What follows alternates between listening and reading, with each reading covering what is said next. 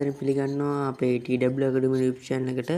ඉතින් අද අපි කතා කරන්න යන්නේ කොහොමද amplifier එකක් හදද්දි බලන්න ඕන කාරණා පිළිබඳව.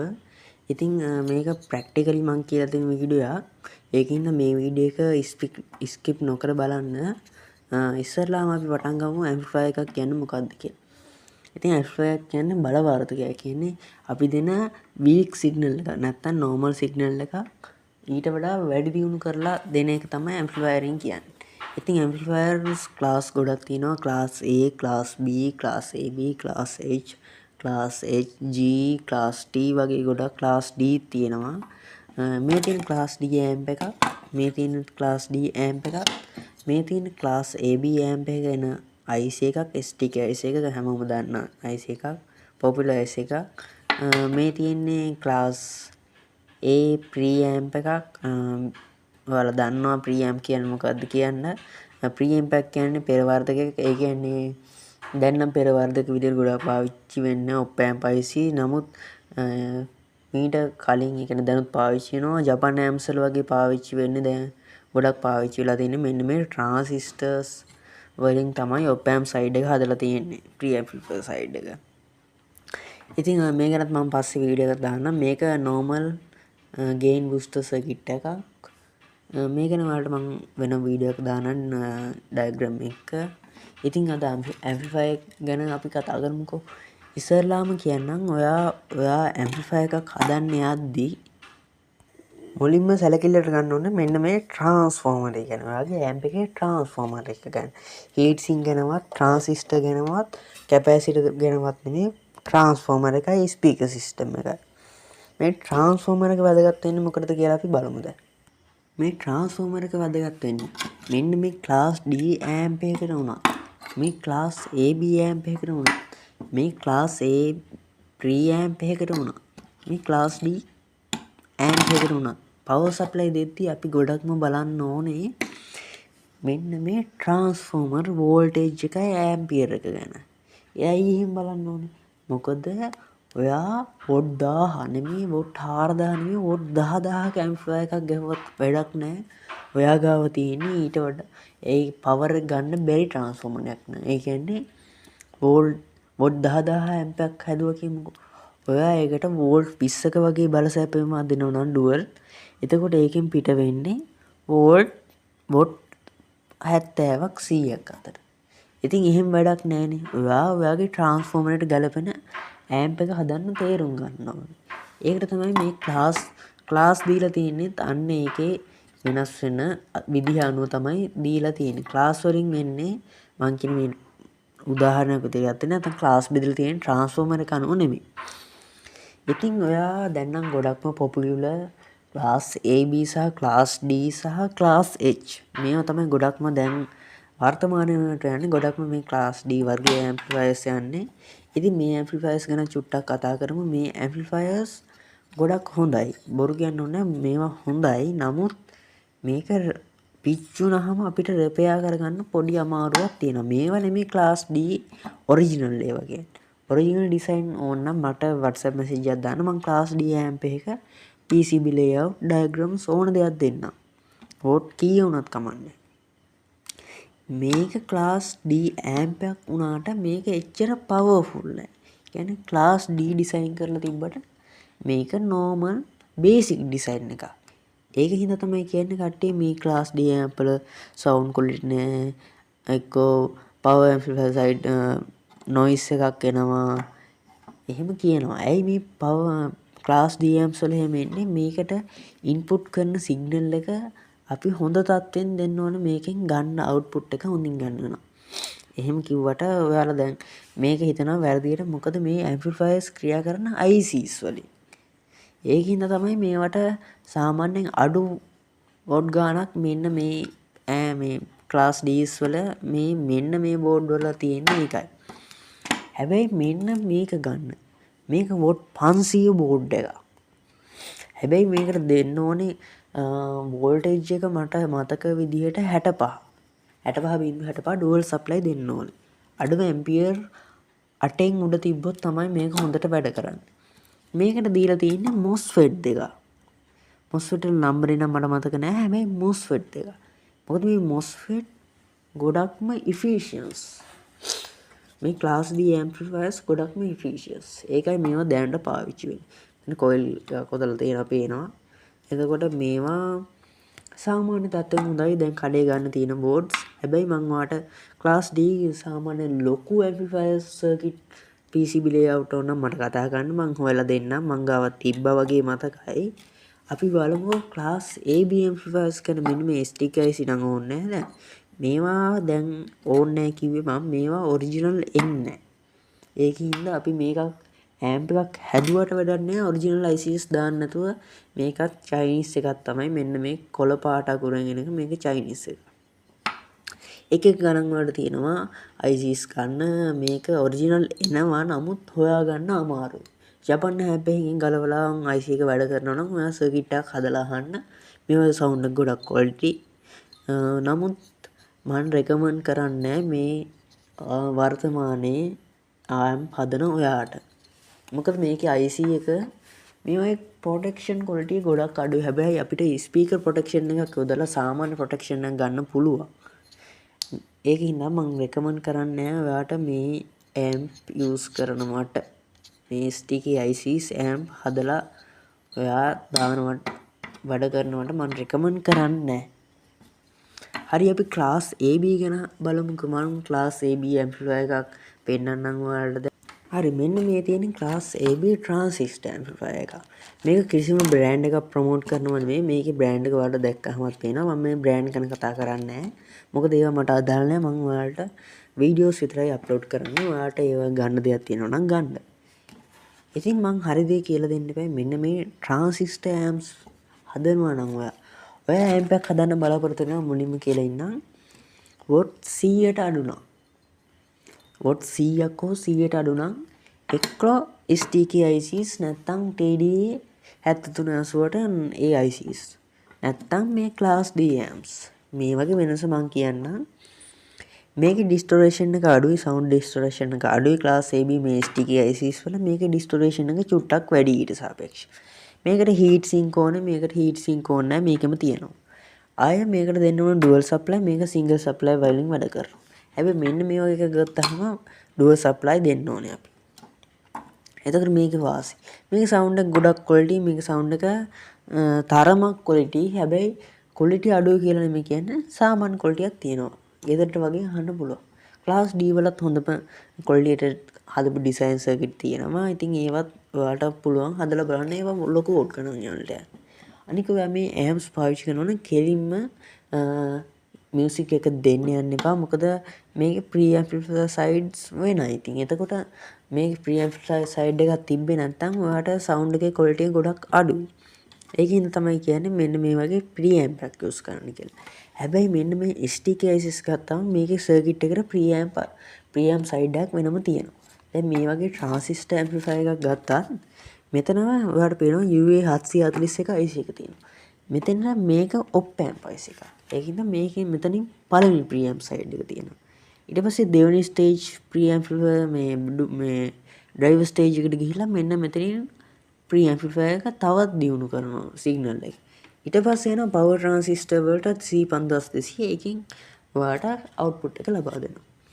මේකට කෙලින් දුන්නා කියලා අවුලක් නැහැ. හැබැයි ඉතින් ගොඩක් සවුන්ඩ් එකේ ගුණාත්මක භාවය ගන්න ඕන නම් ඔයාලට ප්‍රී ඇම්ප්ලිෆයර් කරා සිග්නල් එක ඉන්පුට් කරන්න පුළුවන්. දැන් අපි කතා කරමු මේ ට්‍රාන්සිස්ටර්ස් ඇම්ප්ලිෆයර්ස්. ඔයා වොට් 100න් උඩ යනවා නම් ඒ කියන්නේ වොට් 100ට වඩා වැඩි ඇම්ප් එකක් හදන්න බලාපොරොත්තු වෙනවා නම් මට රෙකමන්ඩ් කරන්න පුළුවන් මෙන්න මේ ට්‍රාන්සිස්ටර් ඇම්ප්ලිෆයර්ස් හදන්න. ගොඩක්ම හොඳයි සවුන්ඩ් එකත් ක්වොලිටි. සාමාන්‍යයෙන් ඉතින් හොඳ ට්‍රාන්ස්ෆෝමර් එකක් තිබ්බොත් ඔයාට ලොකු ගේමක් ගහ ගන්න පුළුවන්. ඉතින් අද කතා කරන්නේ ඇම්ප් ගැනනේ. අපි මේ ට්‍රාන්සිස්ටර් ඇම්ප්ලිෆයර්ස් වලින් මුලින්ම පටන් ගමු. වීඩියෝ එක දික් වෙනවා කමක් නැහැ. මේ ගැන මම කියලාම ඉන්න ඕනේ. මේ ට්‍රාන්සිස්ටර්ස් ඇම්ප්ලිෆයර් එකක්. දැන් මේක මම උදාහරණ ගත්තොත් මේක බෝඩ් තුනක ඒ කියන්නේ පවර් සප්ලයි බෝඩ් එක, ප්‍රොටෙක්ෂන් බෝඩ් එක, ඇම්ප් බෝඩ් එක. මේ තුනම එකට දාලා හදලා තිනවා මේ කම්පැනි එක මම සඳහන් කරන්න ඕනේ නැහැ. ඔයාලා බෝඩ් එක දැක්කහමත් පේනවනේ ඉතින්. හරි. ඉතින් පේනව හින්දා මම කම්පැනි නම සඳහන් කරන්නේ. ඉතින් මේක ගොඩක් හොඳ ක්වොලිටි PCB එකක්.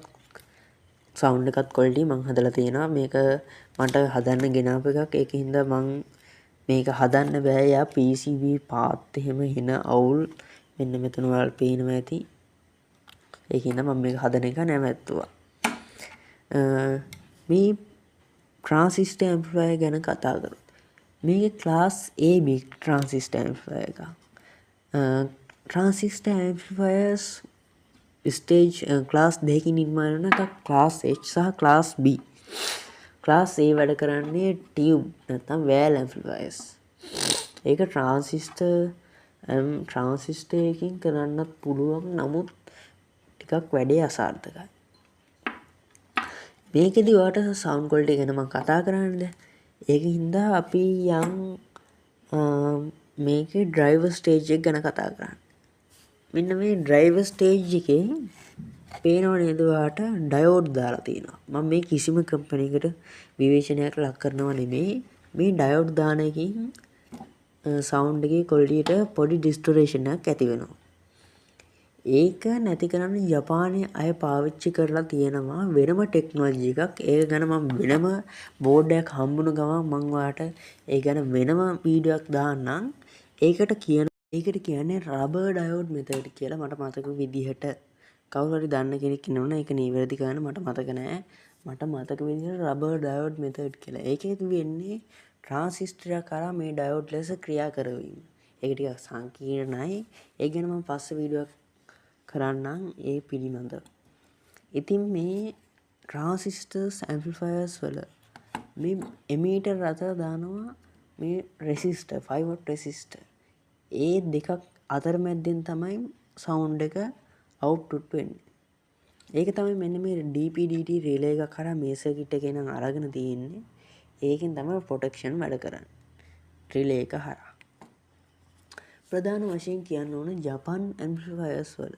ඔයා ජපාන් සවුන්ඩ් වලට ආස කෙනෙක් නම් මෙන්න මේ වගේ බෝඩ් වලට යන්න එපා කියලා මං කියන්නේ. හැබැයි ඔයාට ඒක තමන්ගේ කනේ සවුන්ඩ් එක අනුව තමයි ඒක වෙනස් වෙන්නේ. මොකද අපි දන්නවා ජපාන් ඇම්ප්ලිෆයර්ස් වල සවුන්ඩ් එක ගන්න ටිකක් අමාරුයි. මොකද හැමදේම බැලන්ස් වෙන්න ඕන. එතකොට ඒ ක්වොලිටි එනවා. හැබැයි මෙන්න මේ ඇම්ස් වල හැමදේම බැලන්ස් වුණොත් ඒ ක්වොලිටි අපිට ගන්න පුළුවන්. මම නෑ කියන්නේ නෑ. හැබැයි අපි ජපාන් ක්වොලිටියට ගන්න ඕන නම් මේ අපි හැම දෙයක් ගැනම සලකලා බලන්න ඕනේ. ප්‍රී ඇම්ප්ලිෆයර් සයිඩ් එක, ප්‍රොටෙක්ෂන් සයිඩ් එක, ඩ්‍රයිවර් ස්ටේජ් එක, එක්කෝ මේ මේන් පවර් ට්‍රාන්සිස්ටර් ස්ටේජ් එක, මේ රෙසිස්ටර්ස් වල වැලියු, මේ කැපැසිටර්ස් වල වැලියු, මයිලර් කැප්ස් ගැන මේ හැම දෙයක් ගැනම සලකලා බලන්න ඕනේ. මොකද මේ එකක හරි යම්කිසි අගයක් වෙනස් වුණොත් සවුන්ඩ් එකේ පොඩි හරි ඩිස්ටෝරේෂන් එකක් ඇති වෙනවා. ඒක ඇත්ත කියන්න ඕනේ. මොකද ඔයාලා මේ ඇම්ප්ස් ඇසෙම්බලි කරද්දී ඔයාලට වෙන වැඩක් ගැන මම කියන්නම්. වීඩියෝ එක දික් වුණාට කමක් නැහැ. මේක දැනුම පිළිබඳ ප්‍රශ්නයක්නේ. දැනුම දෙන එක තමයි මගේ බලාපොරොත්තුව. මම දන්න දේ ඔයාලට කියලා දෙනවා. මේ ගොඩක් අය කරන වැරද්දක් මම කියන්නම් ඇම්ප් ඇසෙම්බලි කරද්දී. හිතන්න ට්‍රාන්සිස්ටර් ඇම්ප්ලිෆයර් එකක් හදනවා වෝල්ට් 200ක වගේ. ඉස්සරලාම ඔයා පාසනවා පාසල ඉවර වෙනවා. ඉස්සරලාම ඔයා දාගන්නවා මේන් කැප් දෙක. ඊට පස්සේ ට්‍රාන්සිස්ටර් ටික දාගන්න. වැඩේ එතනින්ම ඉවරයි. මොකද මේන් කැප් දෙක දාගත්ත කියන්නේ බෝඩ් එක මෙහෙම අපිට පහසු විදිහට තියාගන්න අමාරුයි. එතකොට ඔහොම වෙවි හරියට පාසන්න අමාරුයි. ඒකින්ද තමයි මම දෙන ඇඩ්වයිස් එකක් අහගන්න ෆ්‍රී ඇඩ්වයිස් එකක් මේක. ඉස්සරලාම ඔයා මෙන්න මේ ජම්පර්ස් ටික දාගන්න හදද්දි. ඊට පස්සේ කෙවින් පොඩි පාර්ට්ස් ටික දාගන්න. ඉස්සරලාම ඊට පස්සේ රෙසිස්ටර්, ඊට පස්සේ ඩයෝඩ්ස්, ඊට පස්සේ PF කැප්ස් ටික, ඊට පස්සේ මයිලර් කැප්ස් ටික, ඊට පස්සේ පොඩි ට්‍රාන්සිස්ටර් ටික දාගන්න. ඊට පස්සේ ඩ්‍රයිවර් ට්‍රාන්සිස්ටර් ටික දාලා ඊට පස්සේ පවර් ට්‍රාන්සිස්ටර් ටික දාන්න. අන්තිමට පවර් කැප්ස් ටික දාගන්න. අන්න එහෙම ඇම්ප් එකක් ඇසෙම්බලි කරන්න. අය ඇම්ප් හදද්දි මෙන්න මේ යාටෙක් ඇම්ප් එක මං කියන්නම්. මේ යාටෙක් ඇම්ප් එක ගැන ගොඩක් අය ඒ Facebook පේජ් එකක් තියෙනවා. ඒකේ දාන මේ යාටෙක් ඇම්ප් එක එක්ක වැඩ කරන්න. එක්කෝ මොකක් හරි රිලේ ප්‍රොටෙක්ෂන් වල එක්කෝ DC එනවා එක්කෝ මේ රෙසිස්ටර්ස් පිච්චිලා යනවා එක්කෝ මේ සවුන්ඩ් එකේ පොඩි ඩිස්ටෝරේෂන් එකක් තියෙනවා. ඉතින් මෙන්න මෙහෙමයි. මෙයාලා මේ PCBs හදන්නේ හොඳට චෙක් කරලානේ. චෙක් කරලා කියන්නේ එයාලා හදලා බලලා එයාලා ඩිසයින් කරලා තමයි අපිට PCB එක දෙන්නේ. මම මේ කාටවත් ගැන එහෙම කියනවා නෙමෙයි. ඉතින් මේක හදන්න ගියාම එක්කෝ අපි කරන වැරද්ද. මෙතන 33යි කිය තියෙනවා කියමුකෝ. අපි දන්නවා 330 ohms. ඉවරයි එතනම වැඩේ. ඇයි මෙතන රෙසිස්ටර් එක අගේ වෙනස් වුණා කියන්නේ මේ සර්කිට් එකම වැඩ කරන්නේ නැතුව යනවා. එක්කෝ වෝල්ටේජ් වැඩියෙන් යනවා, එක්කෝ වෝල්ටේජ් අඩුවෙන් යනවා. එක්කෝ මේ ඇම්පියර් වැඩියෙන් යනවා, එක්කෝ ඇම්පියර් අඩුවෙන් යනවා. ඒකින්ද මේ පාර්ට්ස් දාද්දී අගේ බලලම දාන්න. දෙවෙනි එක මේ කැප්ස් දාද්දී නන් පොලරයිස් ඒවා නම් එහෙම ඕනේ නැහැ. නමුත් පොලරයිස් කැප්ස් තියෙනවනේ. ඒ වගේ දන්නින හරියටම බලලා දාන්න ඕනේ. දෙවෙනි එක මේක මම ෆ්‍රී දෙන ඇඩ්වයිස් එකක්. ඔයා මෙන්න මේ වගේ ට්‍රාන්සිස්ටර් ඇම්ප්ලිෆයර්ස් මොන හරි ඇම්ප්ලිෆයර්ස් එකක් හදද්දී ඉස්සෙල්ලාම සර්කිට් එක ඇසෙම්බලි කරලා පවර් ට්‍රාන්සිස්ටර්ස් දාලා චෙක් කරන්න යන්න එපා. ඉස්සෙල්ලා ඩ්‍රයිවර් ස්ටේජ් එකෙන් සින්දුව මියුසික් එක ප්ලේ කරලා බලන්න මොකක් හරි ඩිස්ටෝරේෂන් එකක් තියනවාද. අය මෙන්න මේ බේස් එමීටර් අතර ට්‍රාන්සිස්ටර් දානවා නම් බේස් එමීටර් අතර වෝල්ටේජ් එක කීයක් එනවද කියලා බලන්න. සාමාන්‍යයෙන් නම් සාමාන්‍ය ඇම්ප්ලිෆයර් එක 0.6ත් 0.7ත් අතර වගේ තමයි එන්නේ. ඒක වෙනස් වෙන්න පුළුවන්. හැබැයි වෝල්ට් එක ඉක්මවනවා නම් ඒ ඇම්ප්ලිෆයර් එකේ DC මොකද්ද ඩ්‍රයිවර් ස්ටේජ් එකේ අවුලක් තියෙනවා. ඉතින් මේ ගැන පොඩියට හරි දැනුවත් කරා මං. ඊළඟ වීඩියෝ එකකින් මං කතා කරන්නම් ඔයාලට දැනගන්න ඕන දෙයක් තියෙනවා නම් වීඩියෝ එක පහලින් කමෙන්ට්ස් කරන්න. ඊළඟ සැරේ මම බලාපොරොත්තු වෙනවා මෙන්න මේ ක්ලාස් D ඇම්ප්ලිෆයර්ස් ගැන කතා කරන්න. මොකද මේ දැන් ගොඩක්ම ඉන්ටර්නෙට් එකේ සැරිසරනවා මේක ගන්න එක හොඳයිද නරකයිද සහ කොච්චර කාලයක් වගේ පාවිච්චි කරන්න පුළුවන්ද කියලා සමහර අය මගෙන් අහලා තිබ්බා. ඒ ගැන මම පස්සේ වීඩියෝ එකකින් කතා කරන්නම්. අදට මෙතනින් සමුගන්නම්. ඔයාලට PCB වගේම අනිකුත් දේවල් ඒ කියන්නේ අනිකුත් සර්කිට් වලට අවශ්‍ය PCB so complete ඕන නම් මට මැසේජ් එකක් දාන්න. මම පුළුවන් වුණොත් හදලා දෙන්නම්.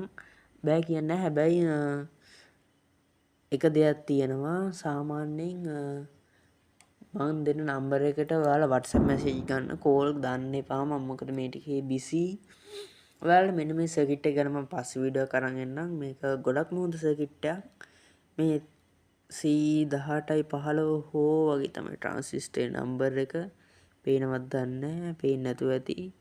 මේ BC547 දාලත් මේ ප්‍රීඇම්ප් එක හදන්න පුළුවන්. මේක ප්‍රීඇම්ප් එකක් නෙමෙයි කියන්නේ ගේන් බූස්ටර් සර්කිට් කියලා. ඉතින් ඒක ගැන මම පස්සේ වීඩියෝ එකකින් අරන් එන්නම්. අදට මේ ඇති.